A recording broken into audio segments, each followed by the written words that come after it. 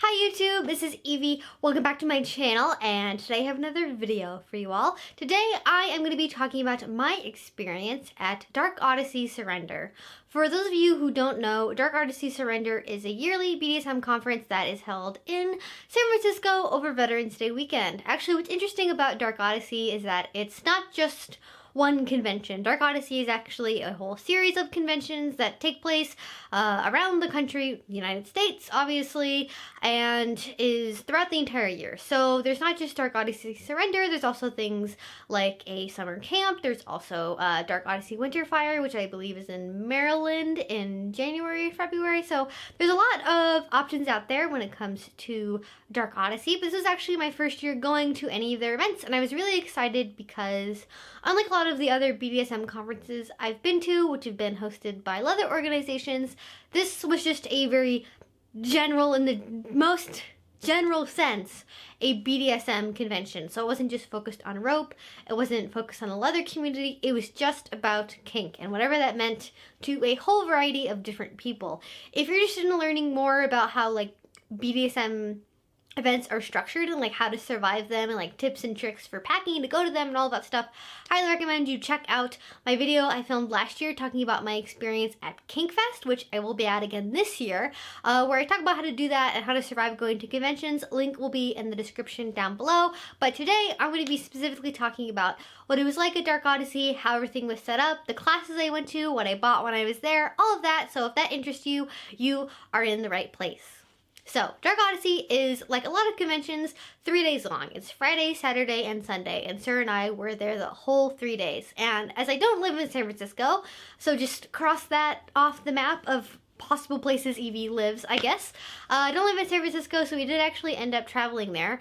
And we left on late Thursday night, and ended up actually taking the same plane and then sharing an Uber with Lee Harrington, which just blew my mind. If you guys don't know who Lee Harrington is a BDSM educator. They've been writing books about BDSM and teaching classes for years and years and years. I respect the hell out of Lee Harrington. They're one of my favorite people to take classes from. I've learned so much through their work. Highly recommend them if you guys are in the market for BDSM books and the like. They're some of my favorites. But I shared a plane with him, and then we took an Uber together to the hotel, and we had like a nice conversation, and him and his partner like recognized me from other classes, and like just blew my mind. It just blew my mind. I was like, well, this convention's off to a crazy start, and I'm not even actually at the convention space yet. We did go to the hotel, and what's interesting about this event is, compared to other events, we have either, we've usually stayed at another hotel and then driven to the actual event space, or the event space is in a hotel, but we're not actually staying in that hotel. We live close enough to where we can just drive to it during the day and then drive home in the evening.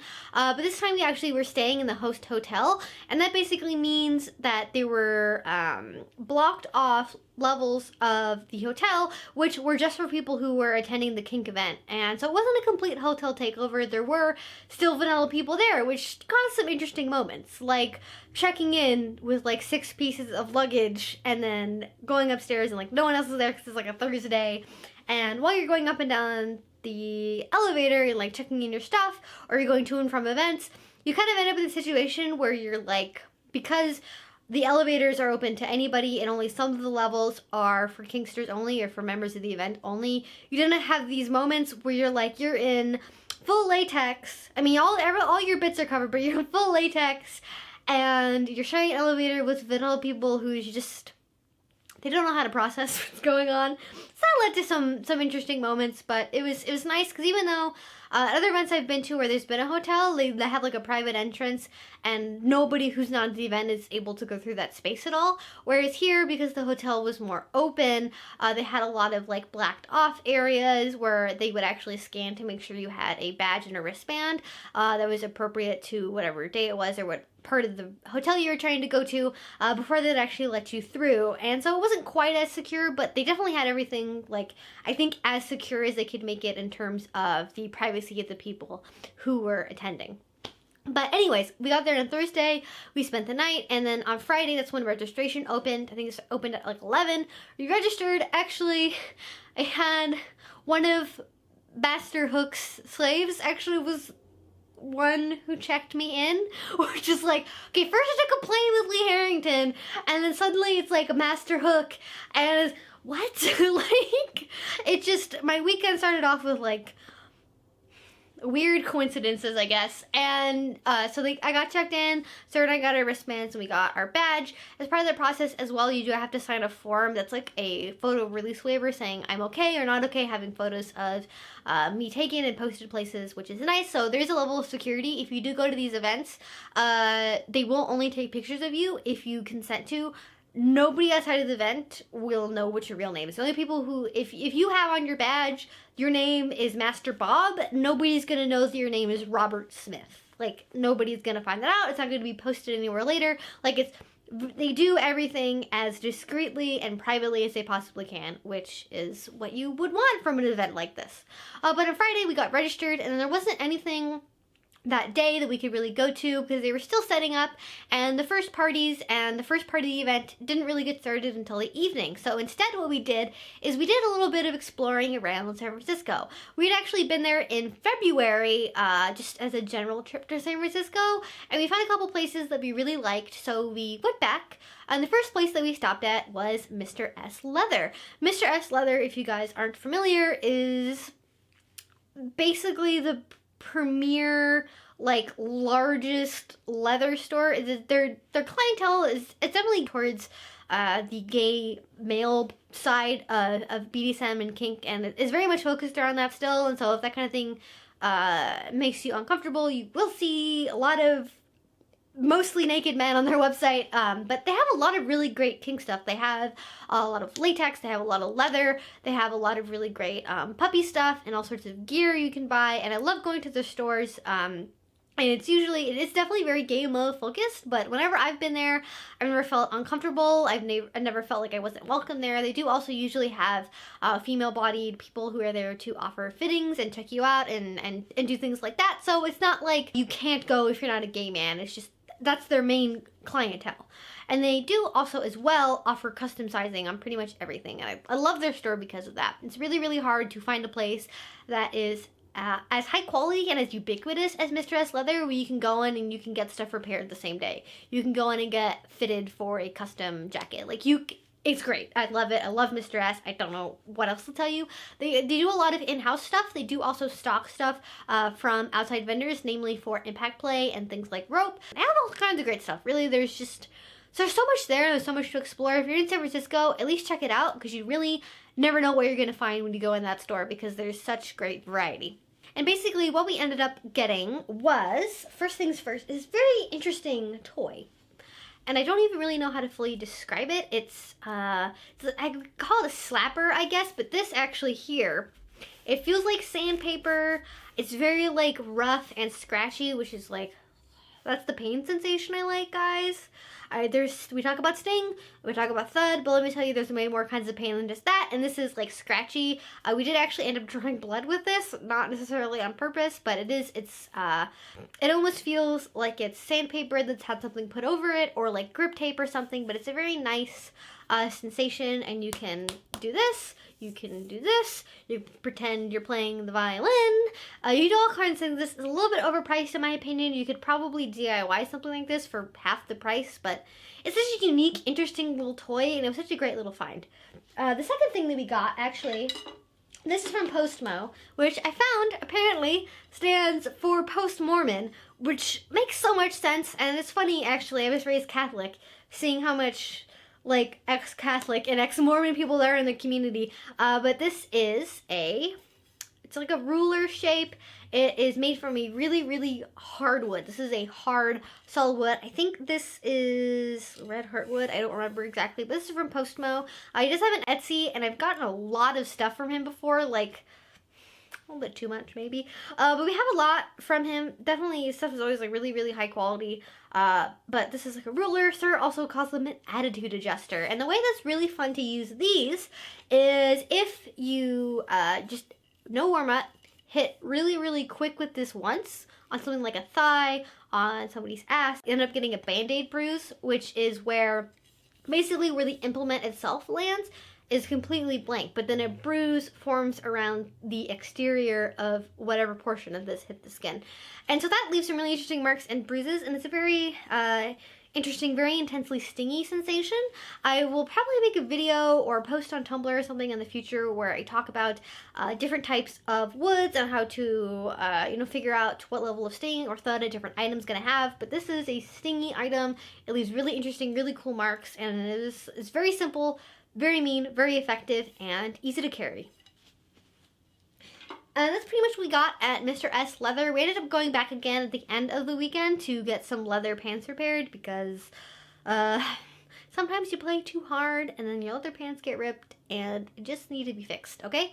And after we got done with that, we went across the street and we went to Leather Etc., which is, when I say across the street, I mean it's literally across the street. And we got some really cool things there. I would say Leather Etc. is kind of hit or miss because a lot of it is like cheap feeling like Chinese crap that I could go to eBay for like $4. And then they also stock a lot of really like interesting like leather brands, like cookie leather that I'd never seen before. And I was like, there's like, I have 6 different kinds of leather pencil skirts here, and there's corsets, and there's collars I've never seen before, and like all of these, like there's all leather bras. It's like, it's real leather. It's not like this pleather that's like this thin. It's like real leather. I was so excited about that. I like freaked out because it's really, really hard to find genuine leather female clothing that's like fetishy. I found a couple other stores since then. At the convention, I asked a few people about like, hey, where did you find that thing? Because it looked really good on you. And I got some new ideas for other places where I can get leather from. But if you are female and you want to find like sexy leather clothing, if you're submissive, if you're dominant, if you're not any of those things and you just like leather, Leather Etc. has a lot of selection. What we ended up actually getting though was, and I flipped out when I found this, okay? I flipped out. It's a neck corset. It's a neck corset. It's leather. I actually don't like the zipper on this. I'm going to get the zipper replaced because it gets stuck easily. But this is actually a neck corset, and actually it goes, you actually wear it like a bolero, and it goes around, like underneath your arms and around. And it's really solid. It's nicely made. The leather smells great. And it looks so good. I love it so much. I also ended up getting just a plain leather pencil skirt. I have one that goes all the way to my knee. That's like my leather service skirt that has a gray pinstripe on the side. But I ended up getting one it goes to about like mid-thigh. And it's a little bit more like sexy and play focused than it is like service focused. So I was happy to find that as well. Their sizing is a bit weird because I literally tried on like 3 pencil skirts. And on 2 of them, the extra small fit fine. And on the 3rd one, I couldn't even get the extra small on, which has never happened to me, ever. Like, I've worn an extra small pretty much since I was a freshman in high school. And that was 9 years ago. So I've worn the same size for a really long time. I've never had that happen, so I don't know if maybe that's a quality issue. It was really hard to find sizing charts for anything. I have no idea why that happened, but just keep it in mind when you're ordering that the sizing might be a little bit weird. But this fit fine. The leather skirt that I got fits fine, and it was fascinating to find leather clothing for females that was so easily accessible. So anyways, I'll link down to Mr. S Leather and to Leather Etc. and Cookie Leather and all those places I've mentioned down below in the description if you guys want to check out those stores. Oh, actually, I did forget one thing that we got at Mr. S. So let me show you guys really quickly. This is, and I'm sure you guys have probably seen it if you've been on Tumblr or anywhere, this is a leather muzzle. And basically, it goes on like this. And it smells great because your nose and your mouth is like all leather. And it's really secure. And the thing I love about this, in comparison to other muzzles and things I've tried on, is I've always had them like they rub here or they rub here and it's really like uncomfortable. But the leather on this is so soft, and the way that it rests on the body, like there's no, like this doesn't chafe, this doesn't chafe, none of this is rough, none of it is rubbing against my skin. Like it's really easy to wear. It smells fantastic, and it's really like, it's Mr. S. It's great construction. Like, I don't have anything else to say about that. And that's great for pet play, that's great for a bunch of things, but I don't want to make this like the episode that's all about toys. Like, getting back to the actual story here. Once we were done leather, etc., then we went to Wicked Grounds, which is a kink coffee shop, which I love that idea. You can basically go there and you can drink from a pet bowl. You can sit on the floor while you eat beside your master or your mistress. You there's an entire menu for littles. I love it. Okay, you can get, there's a bunch of vegan options, there's vegetarian options, there's fresh pastries, there's coffee, and all of it is like helping to further the kink community in that area.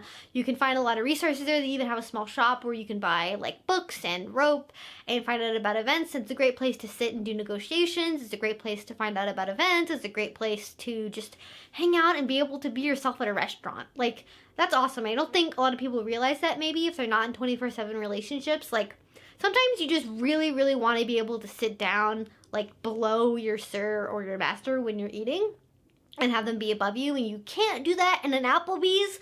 So being able to go to a place where that's like open and fine is great, and I wish there were more places like it, and maybe hopefully we'll make that like the $4,000 Patreon goal as I open up a kink coffee shop, right? It was great. I loved it there. I go there every time that I go to San Francisco. I try to go there at least once because the food is really great and the atmosphere is great, and it's just, it's all like, all of these shops I just talked about are within like 2 blocks of each other, so it's a great little part of San Francisco if you're a kinky person. But once we were done there, we went back and we got changed and we got ready, and then we actually continued on with the actual events for Friday.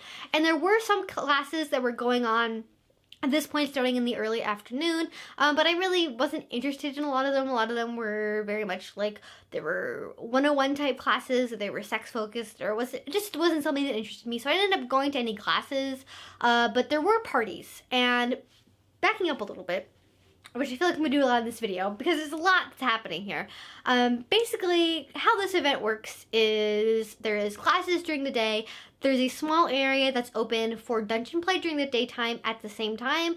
And then after classes are done, all of the classroom space pretty much turns into play space and or orgy space and or, you know, group meetup space, or there's a bunch of other things that are happening. There's a bunch of themed like costume events that are also going on during the evening. And that night there was a pirate themed sort of orientation event where you could do tasters, where you would go from different, like, basically I think you were trying to collect like pirate booty by doing like demos at each of these stations, and then you could redeem that for something. I didn't really participate in it because I didn't bring a pirate costume with me, and I didn't really feel like doing a taster that night. I really just wanted to go out there and see what this event was like. And so we wandered around for a little bit, and then we went and we explored the rest of the play spaces, and that is pretty much what we did on Friday. It was kind of just getting to know the city, getting to know the area, and just, you know, seeing what was going on. And then Saturday, we really hit the ground running. Saturday, the classes start at, I think 9 is the first class, and then basically the classes from 9 until 6 with a lunch break. So it was a full day of classes, and the very first class that we took was a straight razor class from Raven Dark Knight, and loved Raven's class. It was amazing. You could tell that they were really, really passionate about razors. Like, the great storyteller, learned a lot in that class, and I took a lot of notes. And straight razors are something I think a lot of people are interested in but don't know how to approach, because it's not really knife play, it's not blood play, it's service, but a dom can do it to a submissive and a submissive can do it to a dom, and it's a kind of a unique skill. It's not as ubiquitous as something like flogging, not as easy to find as something like caning. It's not an impact play thing. It can be fear-based, it can be very intimate and emotional. There's a lot of different energies that go into it, and it's one of those that kind of requires a lot of initial upfront cost if you want to get started in it. So I was really glad I took that class, and I ended up taking another class later that same weekend from Raven. That was a blade bondage class, which I will get into a bit later. But that was the first class that we took, and I really, really enjoyed it.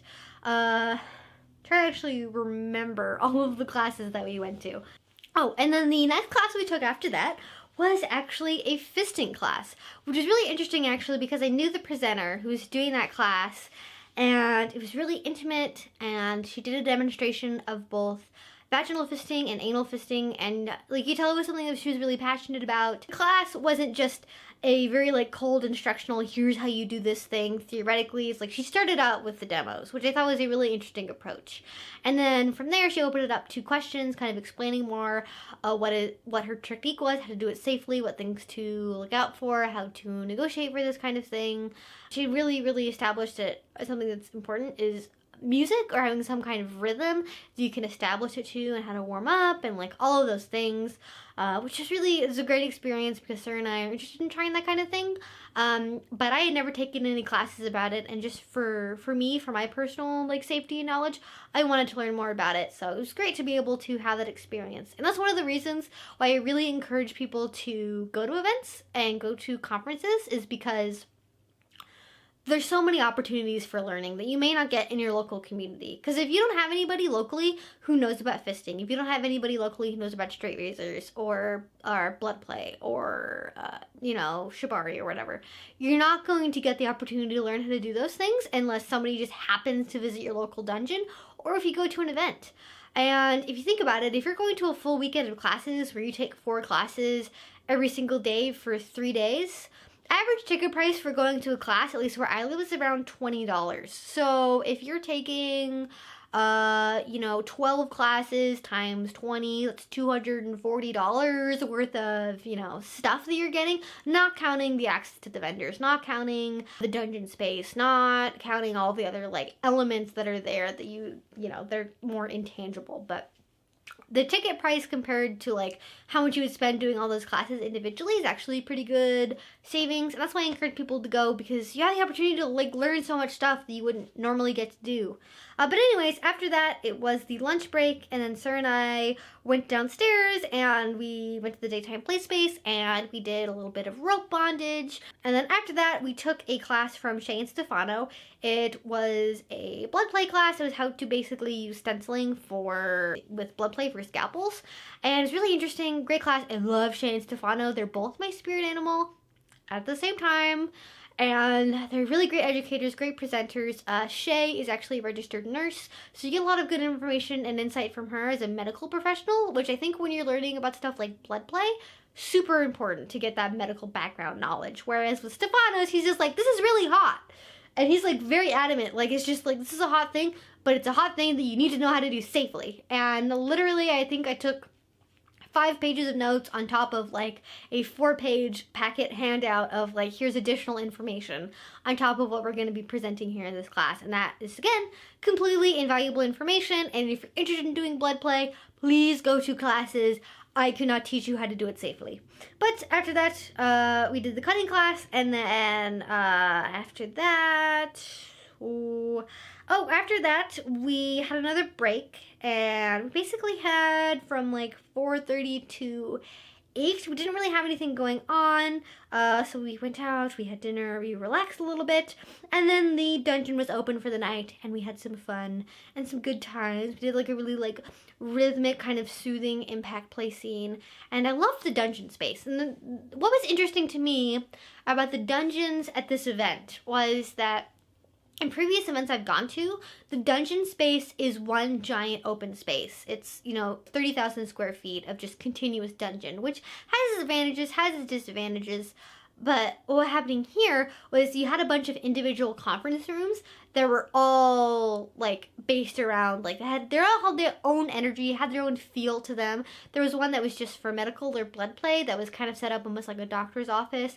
You had one that was set up as like a spiritual type space, one that was more open to sexuality, to tantra. They had poles for dancing on, and then there was one that was it was a smaller room. It was the daytime play space, and that had a little bit of everything going on with it, but each room even had its own music, had its own vibe. And the really big actual dungeon play space, there were a bunch of mats, there were a bunch of places for suspension, there was a big cage, there were so many things going on. There were people doing self-suspensions. I saw somebody who was bound up in caution tape who was getting fucked with a homemade fuck saw. Like, I saw somebody getting completely saran wrapped to a table and then getting beaten.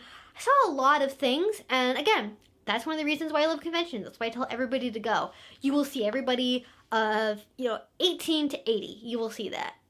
People of all sexual orientations, people of all parts of the gender spectrum, all sorts of gender representation happening, all sorts of different outfits, latex, leather, lingerie, all levels of experience, all sorts of things are going to be happening. And it's great to be able to go out and see that in one place and be like, this community is so diverse the community is so much more diverse than I think we get presented with online. And so just, if you go once and the only time you can go is for a dungeon pass for one night, do it, because you will learn and see so much in that you may not get from your local community, that you may not get if you've never been to an event before, and it can be kind of overwhelming. But in that case, I recommend going on the last night of the convention, because usually people are heading up, going home at that point in the evening. And then suddenly it was Sunday, and I was so sad about that.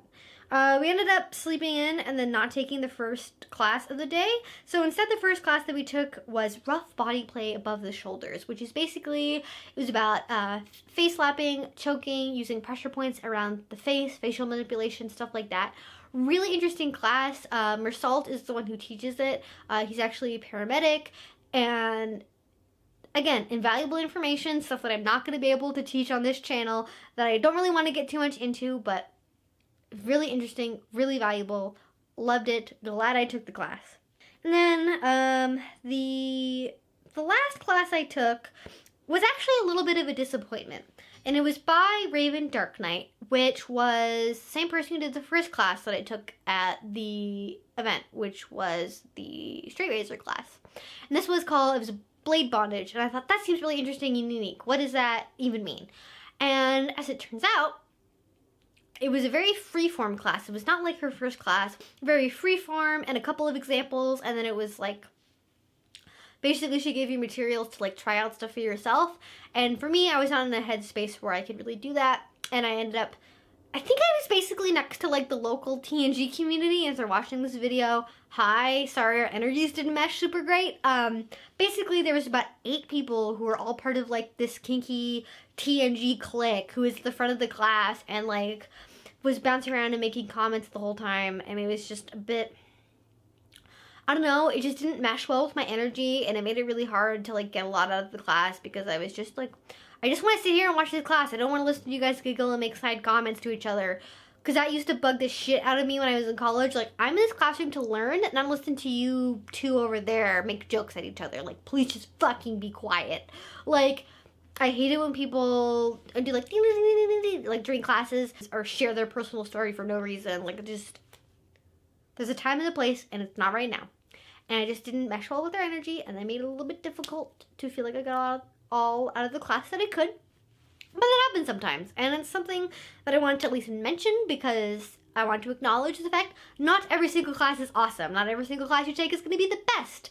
There's a reason why they have feedback forms to take advantage of that, communicate with the instructor, like, you needed to have better control over the class, like, there was too much time for questions, I felt like it wasn't really well structured, etc. Give feedback so that way in the future when you take more classes, that's taken into account. But that was the last class I took that day, and the evening was actually kind of interesting because Sir had a friend who was local to the area who had never been to a kink event before, who had never tried anything with kink but was really, really interested. So basically, Sir and I spent the majority of Sunday meeting up with his friend, explaining the event, and basically did like a BDSM 101 intensive for 3 hours with somebody, which was really awesome because I had never like, it's so interesting to interact with people who feel really strongly drawn to the lifestyle, but are literally starting from ground zero with no knowledge, and being able to guide that person through learning all of these things about how to interact at these events, how to find people to play with, what negotiation is, what consent is, how to establish it, what aftercare is, what safe words are, different kinds of play that you can engage in, what should you wear, how do you talk, how do you dress, all that stuff. So interesting to be able to do that with a completely like fresh person. It was like a really, I feel really like honored and blessed that I could have that experience and be able to offer my time in that way to that person. But by the end of the event, I was just really tired. And that's basically what the event was like. I took a bunch of really good classes. I did a lot of fun stuff in the dungeon. And I do want to note on one thing that I didn't necessarily like about the convention. That kind of disappointed me a little bit. And that was the vendor space. Because, again, at events I've been to before, they have a whole, like, conference room area that is just different vendors. Whereas in this, it was, like, one floor of the hotel was just for the vendors, and each had there's only, like, 7. There were only, like, 7 vendors there. Which I've gone to much smaller events with way more vendors before, which again, being San Francisco, was shocking to me. And a lot of it was like, again, like resell like Chinese stuff, or it was more like almost cosplay, but like Ren Fair type stuff almost, with like a kinky twist. I just didn't like anything that was there. I was a little bit disappointed. The only thing that I really enjoyed that I saw there was House of Wolfram was there, which makes some of the most innovative kink materials that I've really seen. I mean, it's standard stuff. It's bondage gear, it's gags, it's harnesses, but the way that they make their items are very engineered. Like, they have a ball gag that's made from a snaffle bit, which is a type of a bit you use on a horse, which is really a really interesting and unique design. They have cuffs, or actually they're designed, rather than having like a bunch of extra leather stick out, actually the leather wraps in on itself, so it's always exactly the right size with no extra leather sticking out anywhere. They have cuffs that actually slide with metal slides that slide together, and they snap closed, and then you have to have somebody else take them off, so it's a very unique form of binding, and they can be mixed and matched between like the arms and the legs and other places, which I found was really, really interesting. That's such like a unique, innovative idea, but otherwise it was kind of disappointing, and I didn't find anything at the vendors area that I really like enjoy, that I thought was like unique or interesting. It's a little bit disappointing, but that's really the only thing that I would have to say about Dark Odyssey that I didn't like, was that one class, and the vendors area was just not what I was expecting. One last thing that I want to make sure I mention is on Sunday, the very last night before we wrapped up, there was a big pet mosh. It was one of the bigger moshes I think I've been to, and it was just a bunch of playmats laid out with a ton of toys. It was hosted by Shay and Stefano, which again, amazing because I love their stuff. And there were so many people who were there who had been doing it for forever, people who had never tried it before. And it was just, the energy was really great, and it was a really fun way to cap off the Sunday events, was to be able to do that mosh, because it was really connective, and the energy was nice, and it was very, the play space on Sunday actually was a lot less crowded, so there was kind of more room to be free, and it was just very enjoyable. And I'm glad there was a space there where you could have pet play happen, because otherwise there wasn't any pet play events or classes that were going on, even though it was a general BDSM convention. There was just that mosh, and that was it. And there were like 20 or 30 pets there, I would think, and then a bunch of people around the sides who were like handlers or like doms who were watching their submissives or whatever. And it was just like, there are so many pets there, we're not alone. Anyways, that's it. That's all I wanted to talk about in this video. That was my experience at Dark Odyssey. If you guys have any comments or questions, please feel free to put that down in the comment section below. If you have any video suggestions, please feel free to leave those as well. I am always open to suggestions. If you guys want to see more videos like this one, please do subscribe. I make videos twice a week. If you want to help me, and the reason I'm able to have this nice camera and microphone and lighting, all of these things I didn't used to have, that was because of Patreon. Patreon is the reason that this channel is able to function. That is the reason I'm able to do things like go to events, find things to review, etc. So please do go to Patreon, check that out. I have a ton of cool different rewards and like special videos and things like that for people who are on my Patreon. But until I see you next time, have a great rest of your day and a great rest of your week. Bye bye.